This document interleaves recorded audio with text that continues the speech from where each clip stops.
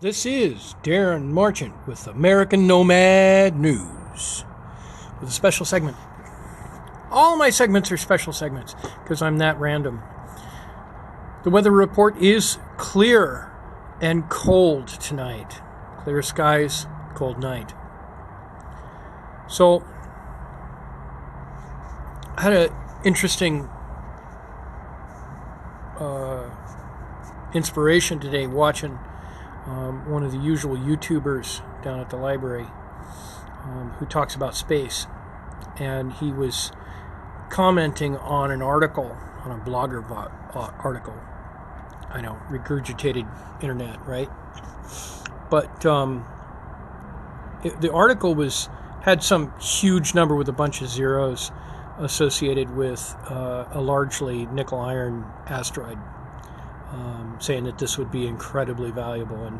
And his idea was that it wasn't going to be particularly valuable because you can't bring that much nickel-iron back to Earth, right? Somebody calculated that on the present market, that much nickel-iron would be worth such and such on the market.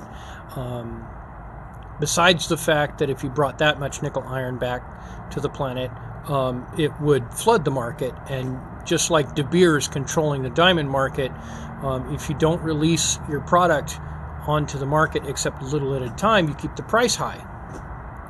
The basic supply and demand. Well, there's a whole bunch of assumptions to unpack about this whole thing. One is that if we assume that humans never leave the planet, which is largely what this guy is assuming, that humans are not going to leave the planet in any large numbers, probably ever, right? That kind of mentality. And it's understandable, right? When you consider that humankind has only had a few hundred astronauts ever, and only a very, very few have made it to the moon. And nowhere else. Totally get it. Huge technological hurdles, which we have largely overcome the most difficult ones. And now we're on this heavy breathing stage where we're like, okay, and it's been a while and we're starting to catch our breath and we're starting to go back out into that cold swimming pool again after touching our toes and going, oh my gosh, outer space is scary, it's cold, it's all this thing. But let's just, step back a minute and for the sake of discussion, make a couple assumptions. All right.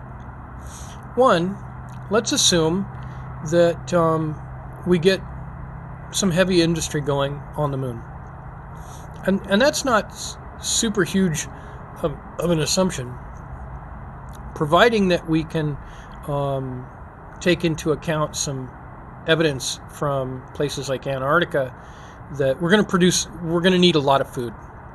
And it's going to be prohibitively expensive to ship it up from Earth. So that means we have to grow it in indoor farms. Now on the moon, there's really kind of some limited functions here. One is that we may want to go to one of those caves. We already know where they're at, the bigger caves. And there are some very big caves on the moon. And there's some engineering and some stability issues. But getting a space inside there, sealed up, filled with scaffolding, right? My space foam concept. Go see some of my other videos for that. Don't look at the front pages. There's only like 4 videos. Go look at, click the next tab over on videos. And like and subscribe, please. Like the other guys say, it feeds the algorithm. I really need, that will send the videos out to other people. Let's take a look at how many minutes I have. Okay, I'm at 4:38, so that's cool. If we have industry on the moon, we will have some mining. Regolith mining is a top one. Things like that. But something like a nickel iron asteroid is a big second target, because it means we could machine tools right out of that thing. Now this thing, they're saying, some of these things, like Ceres, is the cores of planets. And these cores are like solid nickel iron in big chunks of it.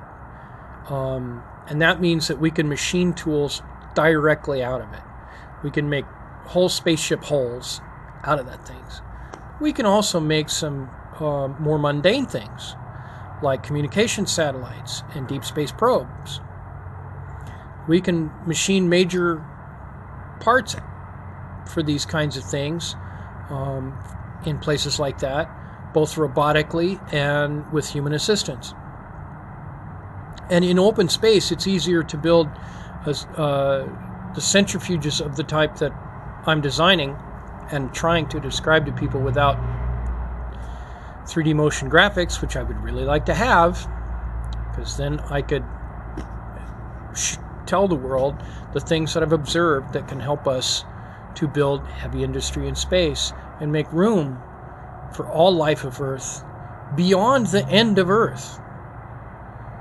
Global warming, no global warming, climate change, that's not necessarily the end of Earth. If it is, it is. And if it's not, hey, whatever. But this Earth is temporary, and that whole fatalist idea of just stay until the whole thing's over is stupid and a waste of time. We are,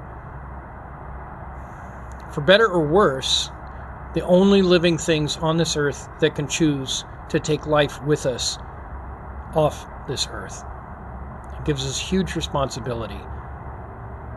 We can take all the plant life we can figure out how to grow in captivity, and all the animal life that we can figure out how to ship on a spaceship, and we can get it out into space. That means these forms of life don't have to perish with the Earth. And we can start with the stuff that's easiest. Peanuts, strawberries, mint, spearmint, everything from your spice cabinet. All the cultivated crops that we farm right now are basically well suited to captive growing. Other things are going to be tougher, and it's going to drive our science. The demand from populations in space that want the people of Earth to figure out, how are we going to get coconuts in space? Coconuts are probably not going to be that hard once we do scale. But that drives up the value of all those asteroids, right?